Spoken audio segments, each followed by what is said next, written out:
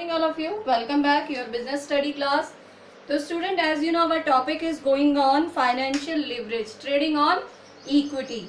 तो trading on equity में कल मैंने आपको बताया था कि कौन सी कंडीशंस ऐसी होंगी जहां पर डेप्ट जो है वो कंपनी के लिए बेनिफिशियल होगा या इक्विटी कैपिटल बेनिफिशियल होगी। तो कौन सी कंडीशन ऐसी होती है जहां पर डेप्ट बेनिफिशियल होता है? तो बेटा अगर हमारा जो ईपीएस है यानी अर्निंग पर शेयर, ठीक है, अगर हमारा अर्निंग पर शेयर जो है वो ज्यादा आ रहा है कंपेरेटिवली डेप्ट, इंटरेस्ट ऑन डेप्ट के, तो हमारा लोन लेना बेनिफिशियल होता है। बट अगर ऐसा नहीं हो रहा है, देखो क्वेश्चन में आपकी बुक में भी गिवन है, more debt will result in increase in earning only when rate of earning of the company return on investment should be more than rate of interest on debt। यानी rate of interest, debt का जो rate of interest है अगर उससे ज्यादा मेरी earning हो रही है तो लोन लेना मेरे लिए बेनिफिशियल है।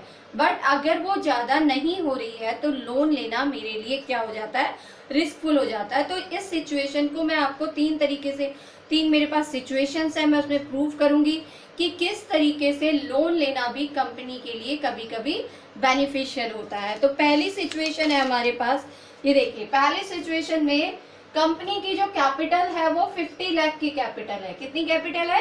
50 लाख। अब इसे इक्विटी कैपिटल में हमने कन्वर्ट किया है तो 5 लाख शेयर्स है मेरे पास जिसकी कॉस्ट है 10 रुपीज ईच। बट इस कंडीशन में कंपनी ने कोई भी डेप्ट नहीं लिया है, डेप्ट हमारे पास 0 है और टैक्स रेट कितना देना है हमें? 30% पर एनम। ईबीआईटी कितना है? 7 लाख। ठीक है, ईबीआईटी हमारा 7 लाख है। तो हमें यहाँ पे क्या फाइंड आउट करना है? ईपीएस, अर्निंग पर शेयर, मेरी अर्निंग पर शेयर इनकम कितनी हो रही है। तो देखिए, अर्निंग पर शेयर निकालने के लिए हम क्या करते हैं, ईपीएस इक्वल टू होता है EBIT upon number of equity share. ठीक है, ये इसका फार्मूला है। तो आप ये देखो, हमारे पास ईबीआईटी कितना आ रहा है? ईबीआईटी हमारा आ रहा है 7 लाख। तो ईपीएस निकालने के लिए हम ईबीआईटी ना निकाल के क्या निकालते हैं? EAT, interest after tax, interest after tax. तो ईबीआईटी कितना आ रहा है? Earning before interest and tax. Earning before earning से हमारी आ रही है, बिफोर टैक्स बिना पे किए हुए 7 लाख की आ रही है। तो 7 लाख में से मैंने क्या किया, देखो 7 लाख है, ये हमारी क्या है? ईबीआईटी है। अब इस ईबीआईटी में से मैंने 30% का टैक्स लेस कर दिया, लेस 30% टैक्स। तो देखो बेटा कितना आ गया 30% टैक्स? 7 3 जा 21, यानी 2,10,000।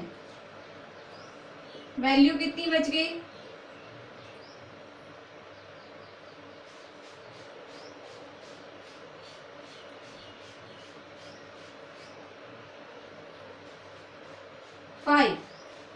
ठीक है, 4,90,000। 4,90,000 आ गई। ये कितना आ गया मेरा? ईएटी आ गया। ये कितना आया मेरा? ईएटी। तो ईएटी मेरा कितना आ रहा है? 4,90,000। नंबर ऑफ इक्विटी शेयर कितने हैं? 5 लाख। अब हम इसे इस फार्मूले में रख लेते हैं ईपीएस निकालने के लिए। तो ईपीएस हो गया, ईएटी आ रहा है मेरा 4,90,000। ठीक है, और नंबर ऑफ इक्विटी शेयर आ रहे हैं मेरे 5 लाख। डिवाइड किया तो हमारा ईपीएस निकल के आ गया आपका 0.98। This is the first situation. ये वो वाली सिचुएशन है जब मैंने लोन नहीं ले रखा, कोई डेप्ट नहीं है मेरे पास, सिर्फ मैं क्या पे कर रही हूँ? इंटरेस्ट पे कर रही हूँ। 7 लाख का ईबीआईटी था। ईपीएस निकालने के लिए हम EAT upon number of equity share करते हैं। ईएटी हमने कैसे निकाला?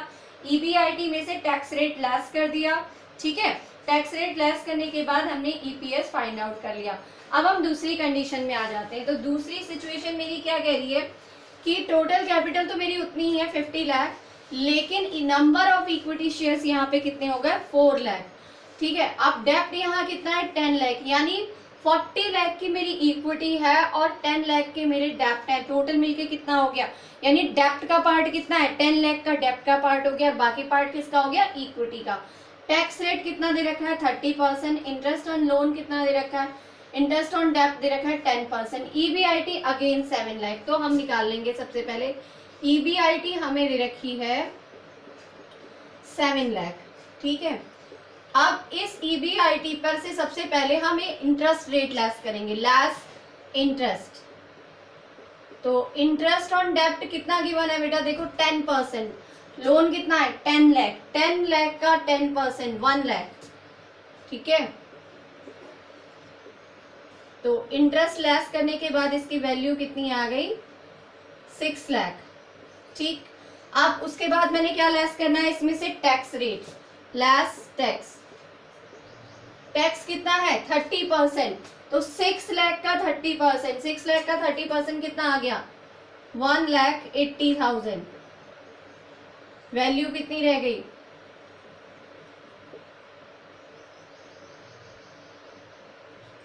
4,20,000, कितनी रह गई 4,20,000।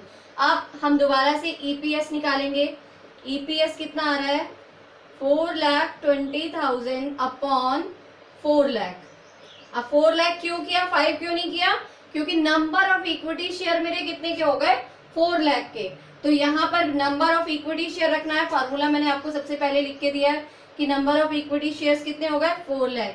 तो यहाँ पे ईपीएस जो मेरा निकला है, एक अर्निंग पर शेयर मेरी कितनी आ गई 1.05। ठीक है, उसके बाद दोबारा से हम थर्ड कंडीशन पे आ जाते हैं। थर्ड सिचुएशन मेरी क्या है कि 50 लाख की कैपिटल है, जिसमें से मैंने 30 लाख की तो इक्विटी रखी है और 20 लाख के डेप्ट रखने हैं, क्योंकि कुछ पूरा चैप्टर यहाँ पर जो टॉपिक है वो यही है कि आपको कितनी इक्विटी रखनी है और आपको कितने डेप्ट रखने हैं। तो डेप्ट यहाँ पे कितने रख दिया हमने 20, इक्विटी कितनी हो गई 30 लाख की, टोटल कितना हो गया 50 लाख। अब फिर से ईबीआईटी हमें कितने की दे रखी है 7 लाख की, तो ईबीआईटी 7 है, हमने ईबीआईटी ले लिया 7 लाख। ठीक है,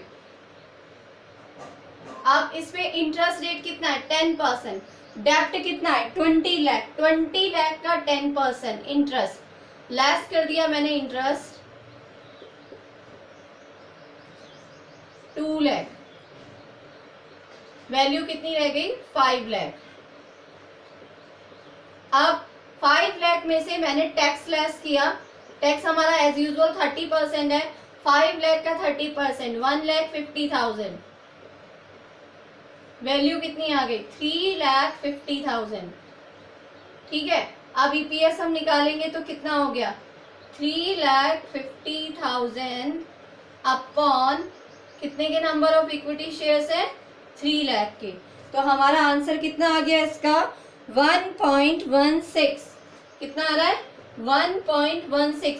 अब आप देखिए कौन सी कंडीशन बेटर है, ईपीएस अर्निंग पर शेयर, एक शेयर से जो मुझे अर्निंग हो रही है, जब मैंने लोन नहीं लिया तो मुझे कितनी अर्निंग हो रही है 0.98, ओनली 5.98। और जब मैंने लोन लिया लेकिन सिर्फ 10 लाख का लोन लिया तो मुझे कितनी अर्निंग हुई 1.05। और जब मैंने 20 लाख का लोन ले लिया तो मेरे पास अर्निंग पर शेयर कितना आ गया 1.16। तो ये क्या, हेंस वी प्रूव इट कि the condition situation third is a better option, situation third is a better option. It means यहाँ पर डेप्ट लेना इस कंपनी के लिए बेनिफिशियल है। ठीक है, तो यहाँ पे ये प्रूव हुआ कि हमारी जो सिचुएशन थर्ड है वो ये प्रूव करी है कि कंपनी के लिए लोन लेना ठीक है। This statement holds true only till rate of earning of capital. ठीक है, on investment of company is more than. अब देखो हम इसको ये भी निकाल सकते हैं कि यहाँ पर ROI कितना है, ROI को कैसे निकाल सकते हैं हम, देखो ROI निकालने का फॉर्मूला होता है हमारा,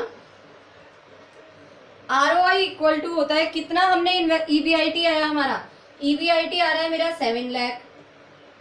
ठीक है, टोटल कैपिटल कितनी आ रही है 50 लाख। ये कितना निकल के आ गया 14%। तो ROI आ रहा है मेरा 14%, जबकि इंटरेस्ट रेट कितना है 10%। तो ये हंस यहाँ पर ये भी प्रूव हो रहा है कि इस कंडीशन में, क्योंकि हमें रिटर्न ऑफ इन्वेस्टमेंट ज्यादा मिल रहा है और हमें लोन का जो इंटरेस्ट है वो कम पे करना पड़ रहा है, तो situation third is a better option for a company.